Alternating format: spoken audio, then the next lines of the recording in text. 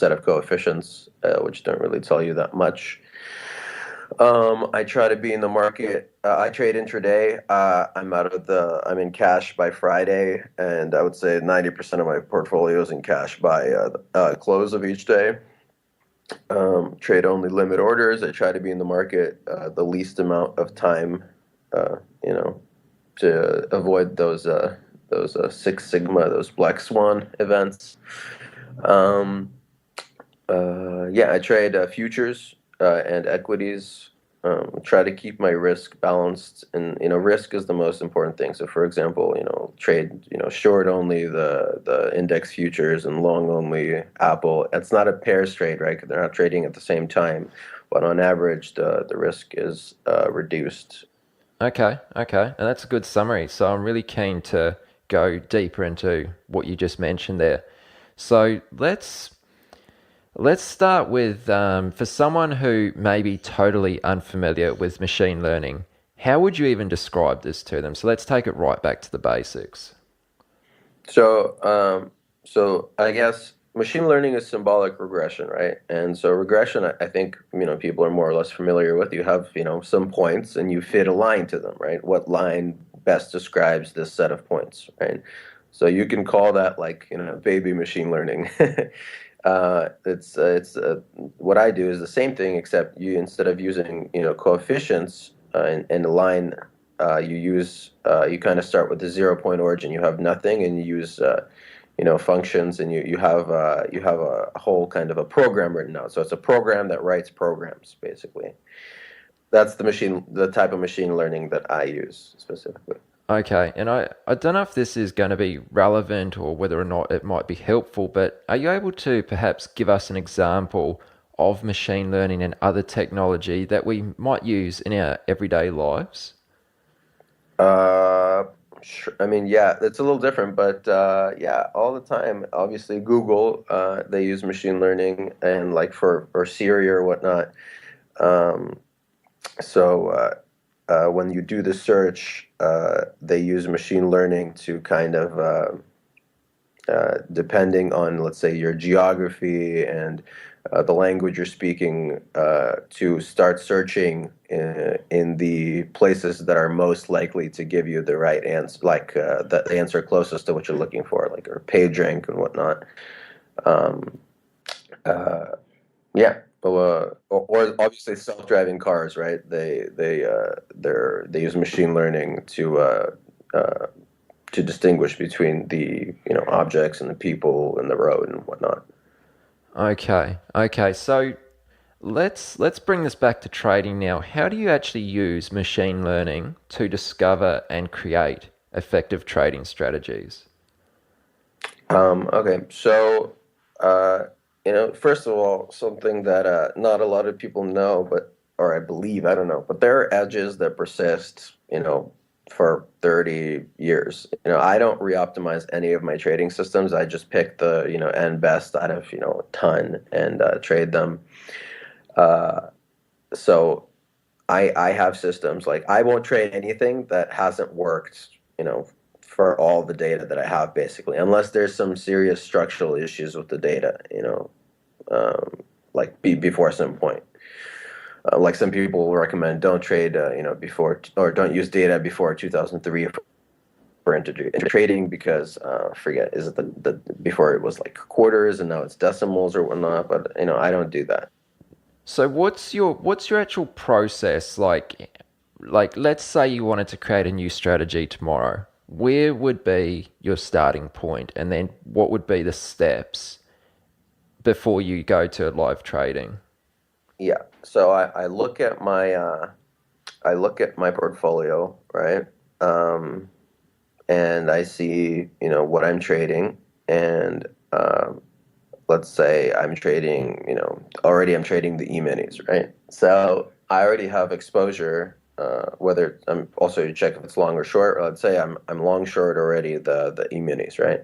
So I would then say that I should probably pick a market outside of the U.S. index market. In fact, outside of the equities market. So I would then go to the next most liquid market because that's very important to me. That would be the FX market. Um, So I would probably pick the euro in that case. I would download the data for the euro, and put it in machine learning software, and yeah, and run the machine learning that will output a set of systems based on my objective function, predefined criteria, and I uh, validate those systems using cross validation out of sample. For example, I like I check the currency systems on all the other currencies. They don't have to work, but it's a lot better for them to work. And there's stuff that works definitely on the intraday time frame with sharps above 1.5 on every single currency with like less than 5 parameters. Um, so that's definitely possible. And I think once you really figure out, you have to understand what, first of all, what is the maximum profit the market could give you, and second of all, what are the systems that you can build around that, if that Okay. makes sense. Yeah, so just to zoom in a little bit on what you said there, you download the data, right? And then you put it into your, I don't know if it's the right word, but your software that, um, operates, does the machine learning aspect of things. What's actually going on there? Like, what's it doing when it's reading through all this data? What's the purpose of that? So basically, it does something like let's randomly generate 10,000 systems, right? No assumptions at all, just randomly generate 10,000 systems. Maybe it'll say, when the moving average of the volume of yesterday is above, I don't really use indicators. I mostly focus on price pattern and seasonality type stuff. But basically generates 10,000, let's say, of these systems, picks the top, let's say 1,000. They mate, which is their characteristics get kind of mixed, their rules get kind of intermixed, and they create 10,000 more. And that goes on for a while, and then you have some sort of optimal set of trading systems at the end, and they get rated based on a objective function that I set, which is like the goal. So maybe Sharpe ratio or drawdown or number of trades, and I'm a lot more worried about robustness than performance because like you can take 10 kind of decently performing systems, and you put them together and you have an amazing one as long as they're not trying to capture the exact same effect, right? Okay, so for the program to compute as you use an example, there are 10,000 different systems or strategies. How does it come up with those 10,000? Have you put like five different rules in there or five different parameters, and then it's just kind of throwing out every variation of that, or how does that work? It has a set of like indicators, let's call them. Could be like the high of yesterday, or a moving average. It has the price series. It has a volume. It has, you have to understand also the content of the stuff you're giving it, right? If price can definitely predict future price, but like for example, if you can predict weather better than everybody else, you can really trade. You can trade the ag futures really well. If so, there's like information that's outside of price that it's nice to incorporate. For example, Twitter sentiment if you're trading stocks. Spreads if you're trading commodities. I mean, like calendar spreads, the different months. Um, yeah, there's a lot of stuff. Again, a lot of seasonality out there, and a lot of highs and lows between various time points in the day are important. Okay, so let's talk about the benefits of using machine learning instead of a more commonly used technique, such as actually writing a strategy, backtesting it, and then optimizing it. Like, what's the benefits of going down the machine learning path? Okay, so well, let's start with I'm gonna make a comment about the fact that a lot of people say like machine learning doesn't work or whatnot, and I just have a very simple, kind of a couple sentences that I think I know mathematically proves them wrong. Let's say, and if you do it the right way, that is. So this assumes you're starting with a 0 point origin. So um, theoretically, basically, let's say we have a function space, right? And this space includes all viable trading strategies in the world, right? Everything possible. It's infinite in size, right? Now, obviously, some people are trading and some people are trading money and making money. Unless you believe basically it's all random and some people just make money sometimes and then lose it and then it's all, you know. But obviously, that's not true. I don't know. You know, I'm not really sure how seeing some people's results you can believe that. But anyway, so there are viable strategies in this space. Now, like let's say grammatical evolution from a 0 point origin, you can uh, if giving it operators like plus, minus, divide, and multiply, there's actually mathematical proof saying that you can create any function using just those four operators. So basically, if you search long enough, you will be able to create any and every single possible trade function or trading program that there is, and those automatically include some that work because there are people that are doing this. So um, I think that's really important. That's and it doesn't apply to all types of machine learning.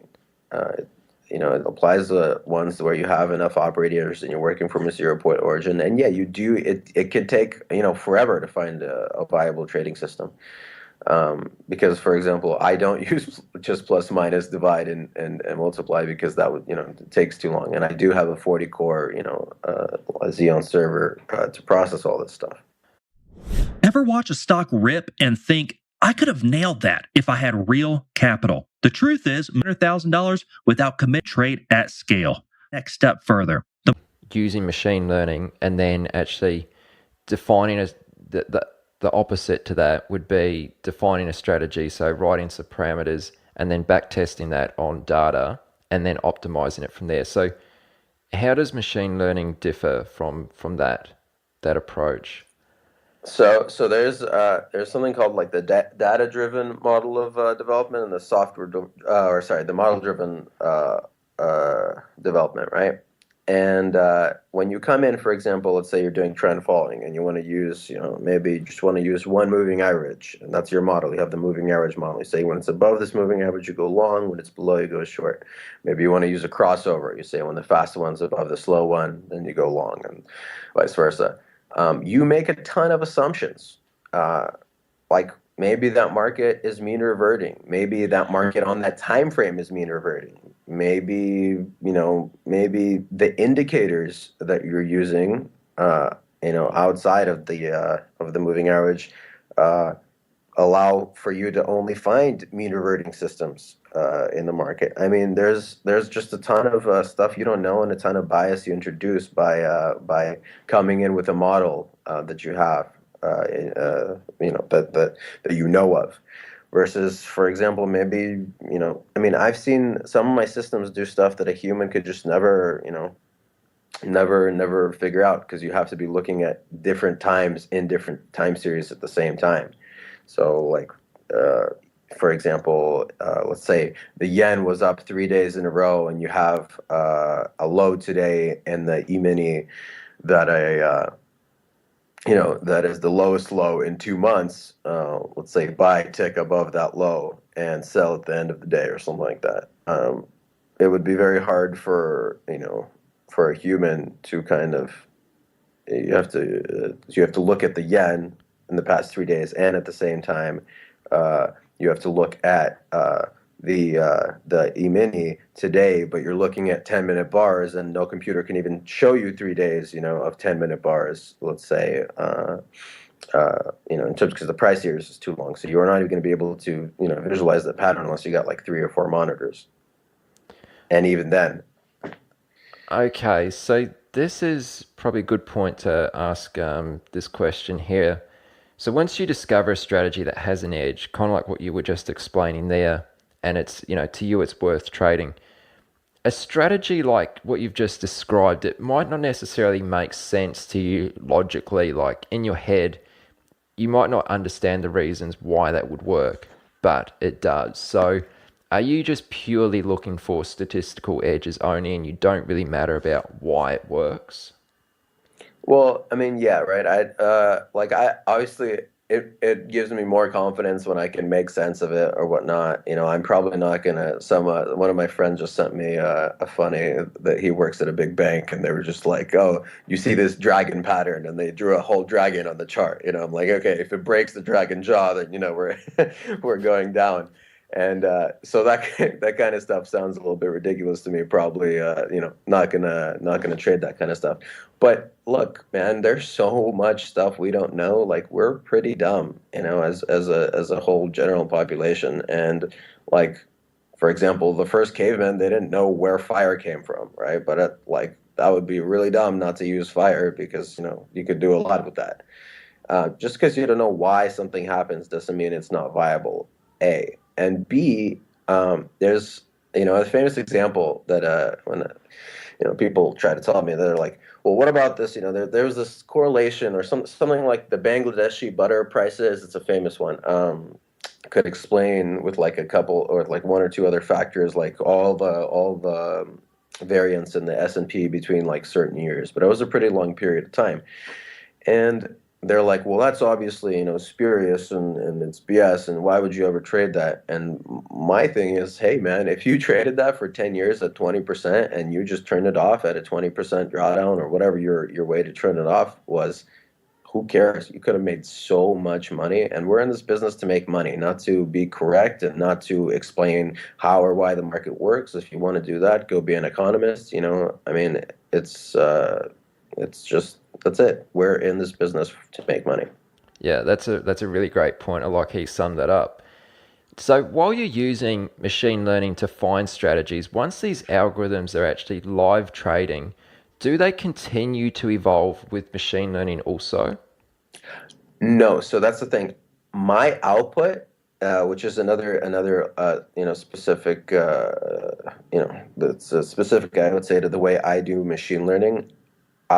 My systems are actually like relatively simple. Like that system that I told you is actually not that complicated. It has maybe one or two free variables. And when you say free variables, what's that refer to? Like things you're optimizing. I mean, I wouldn't call like a day high is just a day high. There's no number you can optimize there. You know what I'm saying? Like it's just the high of the day. You can't. But in a moving average, it could be 21 bars, 22 bars, 23 bars, 19 bars. What's the difference between all that stuff? So I try to stay away from that kind of stuff and more kind of discrete. You have the day high is always the day high. There's no way to kind of optimize around it.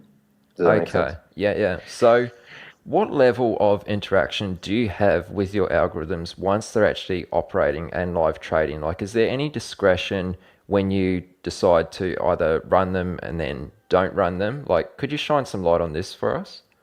So I try to start running them maybe when they're in a drawdown, but that doesn't always work. Obviously, I have the luxury of doing that when you're like already running many algorithms. Um, I've been doing this thing recently that's been amazing actually, and it's kind of so I make I make slight economic bets on from my knowledge of fundamentals or whatnot, or my guess on fundamentals. But for example, from trading by hand before I saw the divergence between like the advance decline line and the or sorry the yeah and the S&P, and I was like, and also I know that we've been easing and easing and easing, and you can't go any lower, and it's kind of like 30% a year in the market. That's kind of unreal. That's not like that doesn't happen, especially for this long. So I kind of turned off a little bit, not turned off, but lowered the allocation, lowered the risk to my long only systems, and left my short only systems the way that they are, on the indices only. and that's been really awesome. But then if you look back, I would just be let's say, so my results were like a 4 sharp over the past 6 months, and if I hadn't done that, it would be like uh, 3.2. So it's not a big difference, but it's boring when you have when you have your systems and you have your framework. It's you just kind of run it, and you're like, what are you going to do? Sit all day? You're trying to tinker. I mean, you shouldn't tinker, right? And I don't tinker in a way where it can affect me, because, for example, if I make a bet and I'm wrong, right, I have a system that's worked for 30 years, right? So it's going to be still working more or less in the same way it's worked before. If I'm right, I get a little bit alpha in the near term, you know? Basically, it's like a lot easier to predict the equity curves, out of 10,000 systems that have been working amazingly over the past 30 years than it is from 10,000 stocks. So uh, there you go. So, what type of trader is machine learning probably best suited to? Like for someone who currently isn't exploring this angle of trading, is there anyone who should maybe consider this? Someone who you think would be a good fit, like a certain type of trader it would be relevant to? Humans, I think like the people that I know that trade by hand well, they're like super self-aware, and they spend a lot of time on like themselves to make sure that like they're the machine, and they're well oiled and working well. And that's not the way that like humans are. It's That's why trading is so hard. So I think it's suitable for everybody. And the beautiful thing is, I didn't know, to be honest. Look, when I started doing this, this is the way I looked at it. I was like, I'm going to learn all this machine learning stuff, right? And if I completely fail at trading, which is possible because, I mean, it's hard, I can go and work at like Google or something. So I think it's a really good, there's a lot of good you could do in general in the world with machine learning technologies and artificial intelligence. And there's never going to be a lack of jobs, and you're always doing cool projects. So if you ever give up on trading, you could always do that. Although, again, if just work a little bit longer. It's just right there. It's definitely possible. Um, Yeah. uh, So you mentioned just there artificial intelligence, and I don't want to go into this too much more, but is artificial intelligence essentially the same thing as machine learning, or are there differences between the two? So, I mean, they're different. Like in academia, they're different. You can call machine learning kind of a subset of, general artificial intelligence. Machine learning is a bit more about, having a lot of data and, kind of learning from that like massive amount of data, versus artificial intelligence has a little bit more, kind of heuristic stuff, for example, or not solutions that aren't based on randomness in any way, for example. So it's a bit more general. Okay, okay, cool. So share with us your thoughts on diversification, because I think that from when we've spoken in the past, you've spoken about how you can diversify in various ways and how you'd like to do this. And the various ways being that you can either do it for greater returns, and then on the other hand, you can also do it for protecting risk. So could you just speak on this a little bit and your thoughts on diversification? Okay, yeah. First of all, yeah, obviously you should always diversify to protect risk. That should be your number one goal all the time. But I'm diversified, for example, across asset classes, across the side of the market, right, long or short, or I'm starting to do some pairs trading stuff even. Um, I diversified across time frames, and basically every time I have extra capital, whatever that is, let's say 50,000 bucks per contract. I mean, it depends on your contract size. I'd like to pick up a new market. I would much, much, much rather add a new market than allocate more to an existing market. I don't allocate more because again, you don't know what's gonna happen, right? In the future, regardless of how smart you are and how good your systems are. You can still have, like, we had the flash crash, or like last year we had, that was already last year, right? The franc just poof, 30% intraday. Like, that's ridiculous. That's like a world currency. They're not supposed to have 30% moves. I mean, when I was reading I read a lot of the trend following books, and they recommend, for example, volatility based position sizing, and they're just like, yeah, well, if the bonds move more than 2% in a day, like, you're not worried about your portfolio. You're worried about, like, the world ending, and you know. Is that true? I mean, the franc moved 30% in like a second. I mean, it was like 5 minutes, but still, that's a lot. That's a world economy.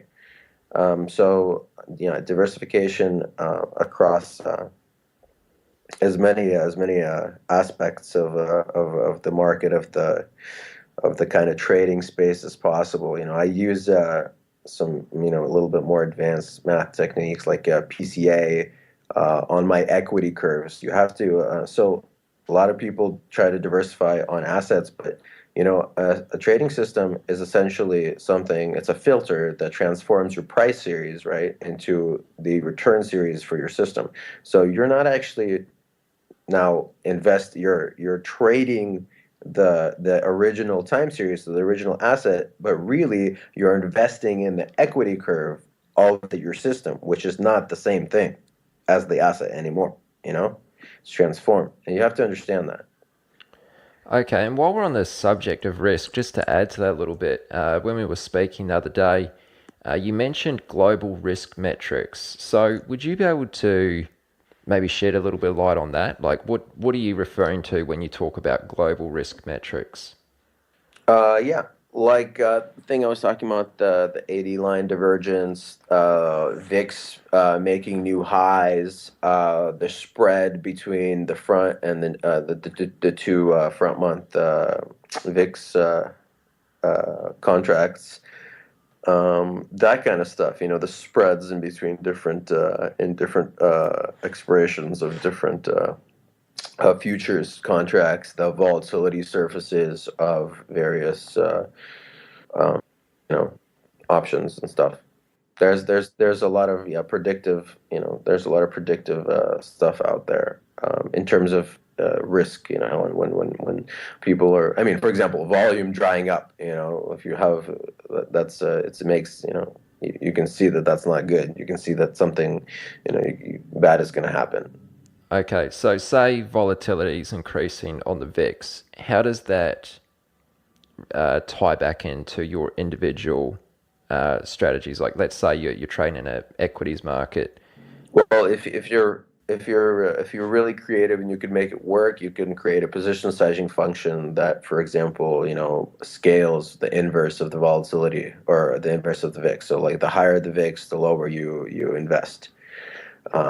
For example, or you could be simple, like before, when I was just doing, let's say, kind of long-term index trading. You can say, um, I don't know, let's say the VIX closes above 35 2 days in a row or something like that, then you exit. But when you're doing that kind of stuff, you're a little bit more prone to overfitting.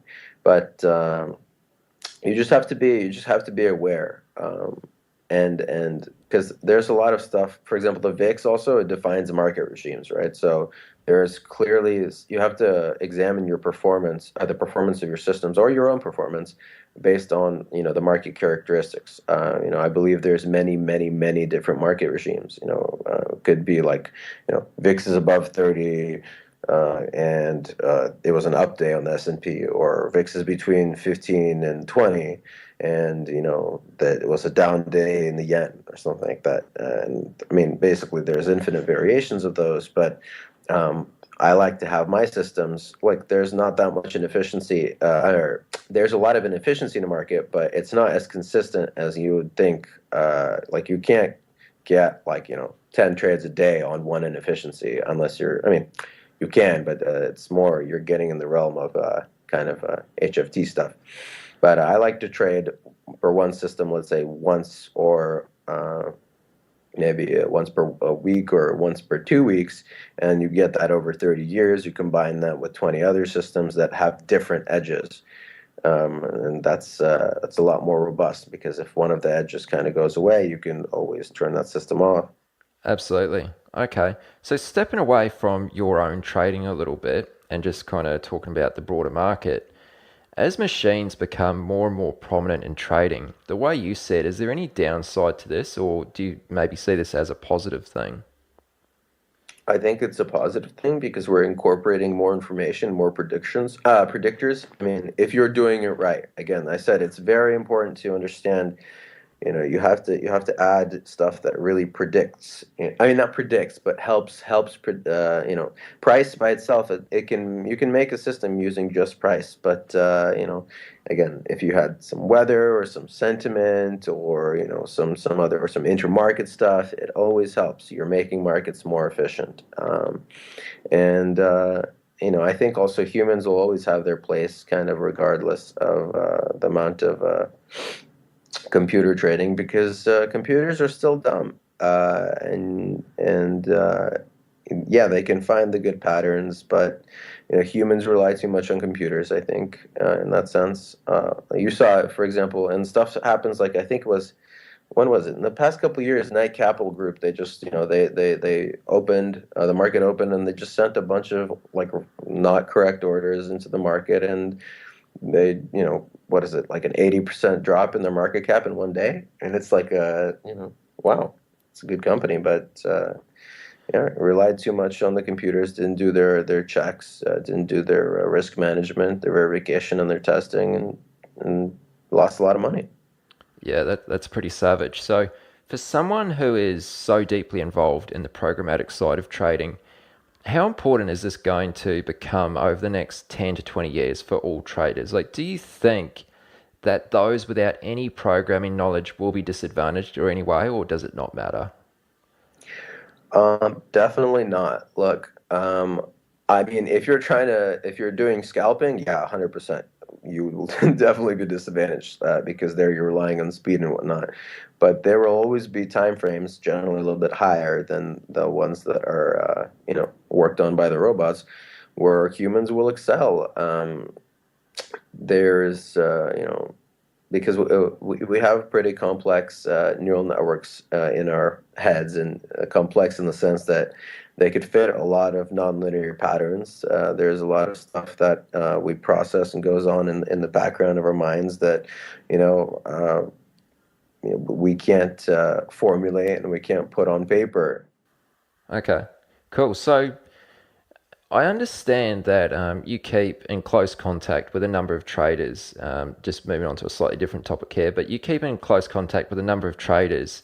Could you share with us how this has been beneficial to your trading by just having other traders in your circle that you can, I don't know, like maybe bounce ideas off and that type of thing? Yeah, it's awesome. I mean, I've been super fortunate. I actually, and quite randomly, met a group of people about, like, a year and a half ago, and my performance has, like, tripled since then. And just purely because some of these guys do HFT, and they were like, "This is the performance that we can get," and you can kind of extrapolate, if, like, if this is the kind of performance you can get intraday, and this is the kind of performance you could get HFT, right? Then basically in between is what you can get, trading intraday, but not HFT. And I mean, that's just an example. And so I started building systems, kind of with the hope of finding these kind of this kind of results, and it's been very fruitful. Then in general, again, it's like reading the books. Actually, this group of people, most of them trade by hand, so we don't really discuss so much. I mean, they know about systems and they know how it works, but a lot of the time they'll say, "Oh, we do this and this," and I'm like, "Huh." Using this indicator, like, I can't use your method, but this indicator that you use to help in your trading, that's a source of information. That's a source of extra information, not contained in the price or the volume, of the market. I should try to incorporate that, and I throw it in the machine learning algo, and boom, wow, there you go. And obviously, I share with them, "Hey guys, these are sources of info that I use, you know, um, that could add a little bit more predictability to the market. And in general, just having people to talk to, because this is a pretty solitary business. It's sitting in front of a computer, programming, prices going up and down, emotions, all that. You're kind of just inside yourself, and you know. I'm actually super okay with doing that. I think that it would be very hard to be a trader, like for anybody, unless you have a certain level of comfort with with yourself and with being alone. But it's very useful, a lot more useful than I thought it would be to talk to other people. Yeah, that's really well said. I like how you summed that up. So we briefly touched on this a little bit earlier. We kind of talked about your learning and that type of thing, but I really want to get your attitude and your views on constant learning, because this is something that's very important to you. So could you share with us like how you view um, that type of need to continually progress? Yeah, I mean, I love school, both because it's super interesting. Look, for example, you can go on a date, and if you could go on another date, and if you're in the end, if you're good at it, you pretty much.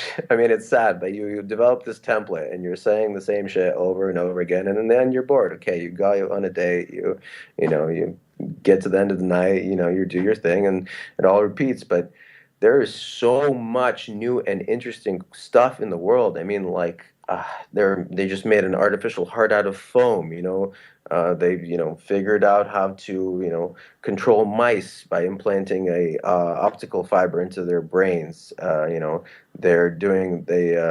just found the Higgs boson in physics, and they're doing stuff in space. I mean, literally, there's infinity super cool new stuff out there, and not only that, it really, like, I run several other businesses outside of trading, and uh, like, to read a book about how to do something, go out and do it in the world, and get reward for that. I mean, that is just beautiful. Like, you're turning knowledge money, into your enjoyment, into freedom, basically. The more knowledge you have, the more freedom you have. That's a really beautiful thing in my mind. Yeah, man, absolutely, 100%. So I get the feeling that a lot of what you actually learn and what you read about is not necessarily directly trading related. I mean, is that often the case? And if it is, could you perhaps give us an example of something you've been studying or learning about recently? Absolutely, because there's patterns that exist in the world that are just they transcend any single discipline. I mean, maybe like think about like the tree structure, right? The structure of a tree, right? We have the actual tree, right? There's different versions of the tree, as in there's a little flower, there's a big tree, there's a whole different whole nice array of that structure. But wait. Then we have the veins in our body, and in fact, the veins in any body. Then we have the neural system. It's also a tree-like structure. There's these structures that exist in the cracks in the earth, like in the seismology and geology. There's the structure also exists in an organizational sense, and in a computer science sense as well. There's tree structures that are efficient for doing certain operations. There's like the kind of centralized structure, like our universe, our solar system, a communist country, a variety of things. We have the more distributed structure, like the the way the ants live and find food and operate. That's a distributed commuting structure, which is similar to that. I mean, and you realize that like there's like kind of people always ask, is trend following always going to work? Yeah, of course, trends are always going to exist. Are you saying, is this system always going to work? Probably not. But are trends always going to happen? Absolutely. And you realize kind of there are underlying patterns to it all. Yeah. Even human development has a certain pattern, for whatever reason. And I mean, it's just interesting to see the stuff and to realize and to know that it exists, and if you can capitalize on it, I mean, uh, it's awesome. It's even better. Yeah. So let's I don't want to put you on the spot here too much, but what are your goals or your plans for the next like 5 to 10 years moving forward? What type of things are you going to be focusing more on? Like, are you going to be introducing new algos and strategies to your portfolio, raising capital for your fund? Like, what's your outlook for the next 5, 10 years? What are you focusing on? Well, my goal, my goal is to make $1 billion actually, and that's so I could start a fund for kids from all over the world, so they could go to school for free in the States and the UK. To get these kids from, let's say, emerging markets into good Western schools, because the only way you're going to be able to solve kind of whatever problem there is, from poverty to some sort of like religious wars going on, and like this ISIS stuff, for example, going on, is to educate kids at at a young age appropriately, and not in your doctrine, but just, I mean, with like math and science, like so, because like someone that's a mathematician or a scientist, they're going to be exposed to some of these patterns automatically that I'm talking about, and you kind of like, it's much harder to believe in some of the BS that people tell you when you're like, look, this is something provable, repeatable, and I know the system, and the system works. And this is just, you're telling me that, if I kill this person, then, then the community will love me, because then, I'm going to go to heaven, and be, a god or something like that. That's crazy. And it's better to just, when everyone is happy and nice and everybody is prosperous, that's better for everybody. Yeah, for sure. Those are some big goals, man. So props to you for thinking big. I like it. Yeah, you gotta set the big goals. There was every time in my actually every year up until and even today, I always set goals that I think are, just out of reach, just impossible. When I first came to school, I was like, I'm going to do a double major in chemistry and business, and people were like, "You're insane! A double major with a hard science." And I was like, I ended up doing obviously much more than that. Like, right now I'm running, 6 businesses, getting a master's, and I'm actually doing an IPO right now. So it's just, it's possible. Everything is possible. You could always do more. You could always push yourself harder. And like, yeah, it's stressful and it's hard, but like, dude, be thankful you're not like an African kid that was born addicted to heroin and has to like shoot their brother in a war. Like, and it's just to have fun with it. Yeah, and I mean that's the key thing. I mean, like you're obviously really busy. You've got a lot going on, but you are clearly passionate about it. You enjoy what you're doing, so it's almost not like you're not even working because you're enjoying it. So I mean, Absolutely. yeah. So, but let's bring this to a close. I just want to ask you one last thing, and that's for anyone listening, if they're interested in getting into, this machine learning side of things and, going deeper into algo trading, what are some great resources that they could begin with? I would say, you need a base of just general like knowledge, general math and stats knowledge. And actually, out of all the stuff I've read, other than the Market Wizards book, like general, like a class on just statistics, it's much more useful than like stats for trading, or whatever, some books like that.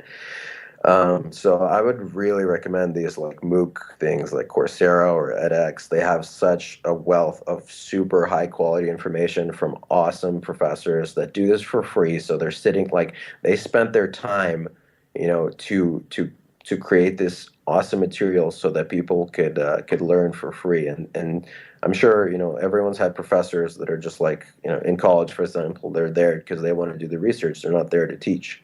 These guys are, they're there to teach. They love it. They love to teach, and you can see that comes through the materials. It's very nice.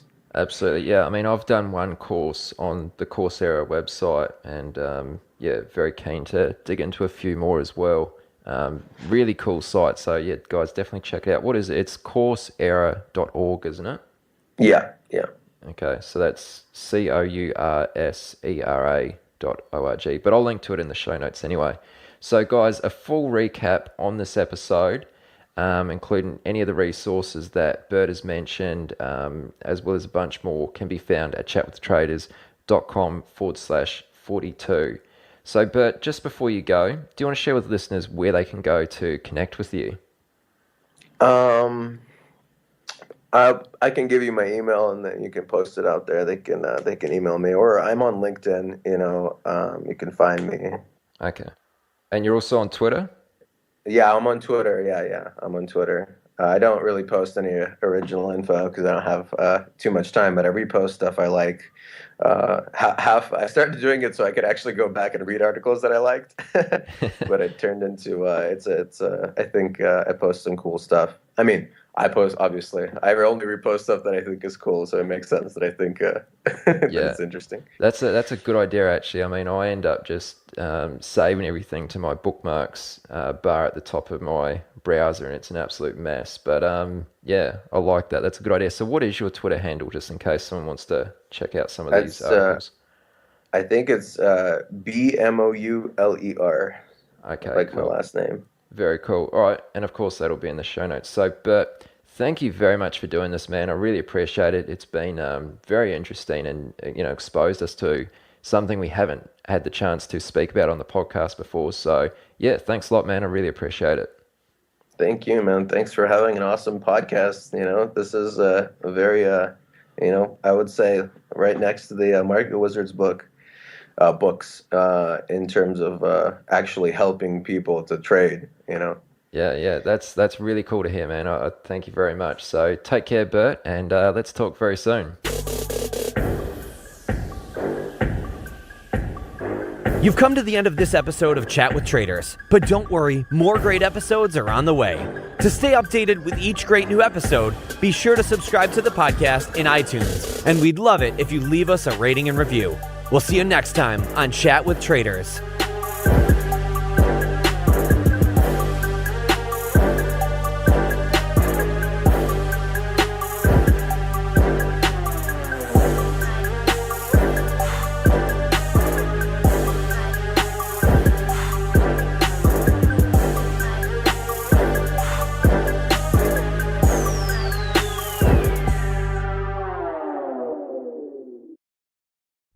What would your trading look like if capital wasn't the constraint? That's the reality for most traders. It's not skill holding them back, it's size. Trade the Pool changes that. Step into the U.S. equity markets with up to $200,000 in buying power without committing your own capital. Full access to stocks and ETFs, long or short, executed with the precision and freedom serious traders expect. Your performance is measured by one standard: disciplined risk management and consistent execution. Meet that standard and you operate at scale. No subscriptions, no ongoing obligations, just a clear path forward. For those ready to trade beyond limitations, this is the next step.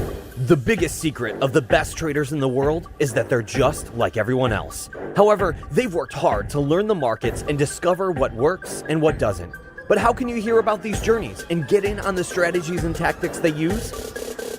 You can do it by listening to Chat with Traders. Here's your host, Aaron Fifield.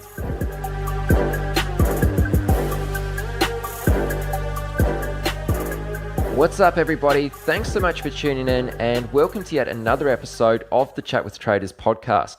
This week we're at episode 43, and my guest is John Borman.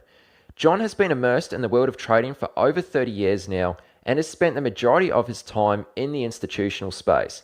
He's been on the buy side, the sell side, run a trading desk, been an assistant to a portfolio manager, and has also been a prop trader.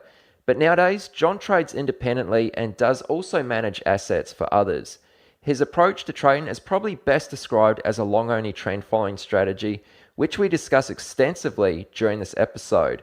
Some of the topics we hit on include why the simplicity of trend following can be both a gift and a curse, why John trades the long side only, and how this affects him in a full-fledged bear market. Plus, a few pointers on position sizing, and John also shares his best tips for long-term survival. I mean, John really was an awesome guest and did share a lot of great wisdom throughout this episode. So I feel like you're really going to enjoy our discussion. But just before we get into it, I've got something really exciting to share with you, and that's a new giveaway which is kicked off just this week. Here's what I'm giving away. a free 90-minute one-on-one mentoring session with one of the Chat with Traders coaches. And there will be 3 winners, seen as there are 3 coaches, who I introduced you to the other week. They are Chris Sace, Zach Hurwitz, and Brad Jelinek. Each really great traders who take this business very seriously, and they've also previously featured on the podcast too.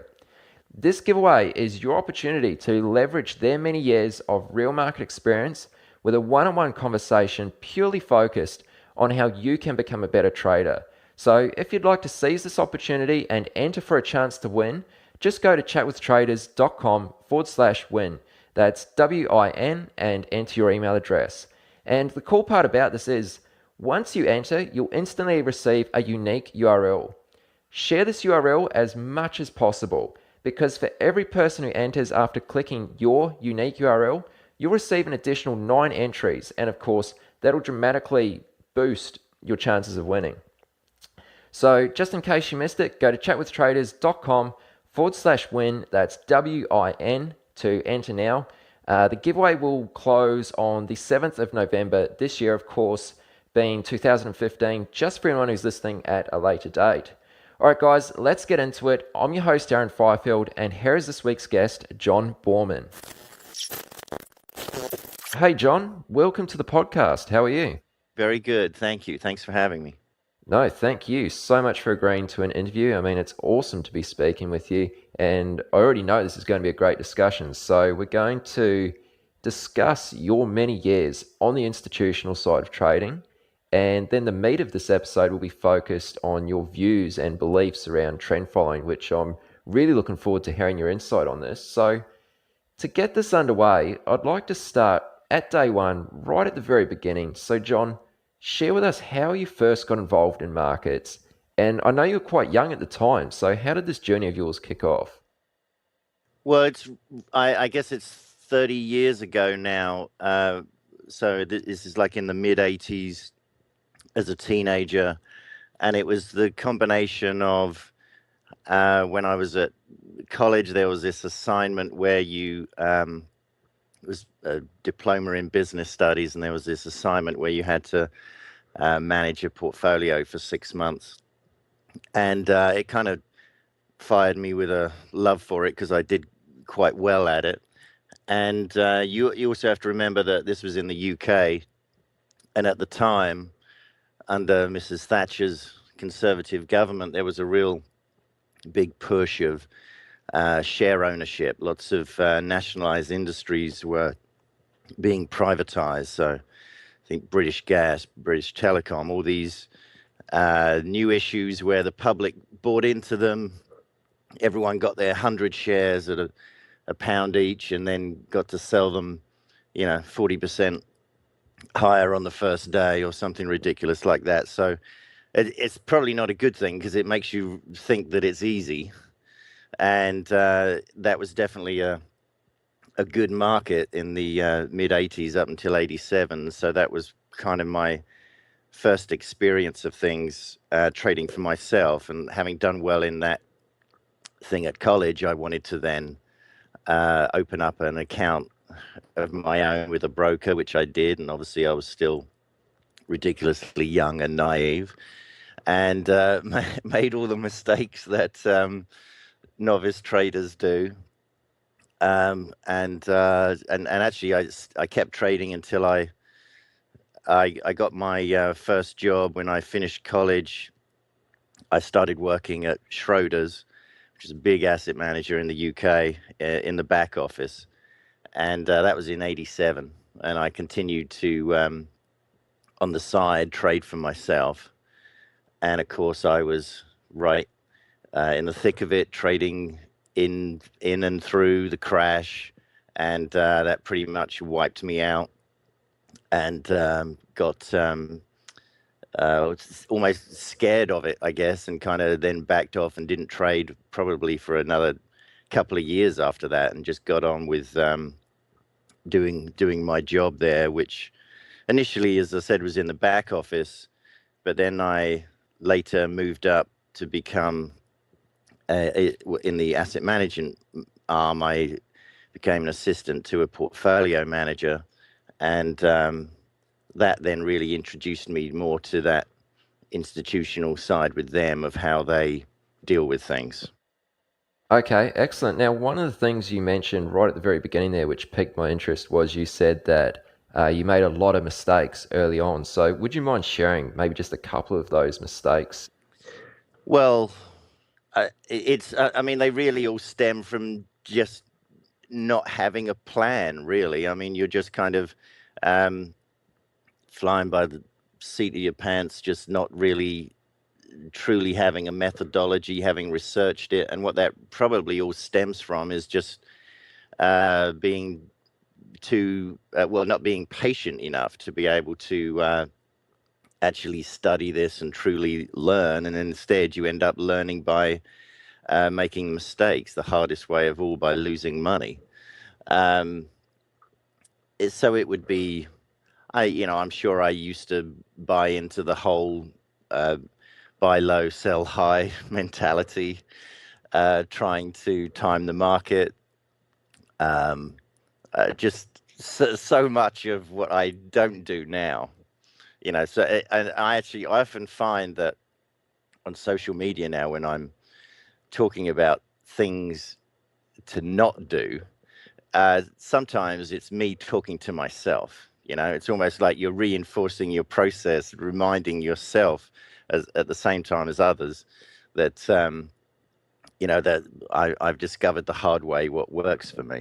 Absolutely. Okay. So, now just going back to your career in the early days there. So, how did you first get your foot in the door at your job at the back office there? Like, how did you get into that job? I mean, was it fairly easy for you to pick that up, or tell us a little bit about that? I mean, it's a very different era, and as I said, that was a time of great expansion and growth within that industry. So there were a lot of there are a lot of people hiring. I mean, I put out applications to a lot of people. I think I sent out like 50 different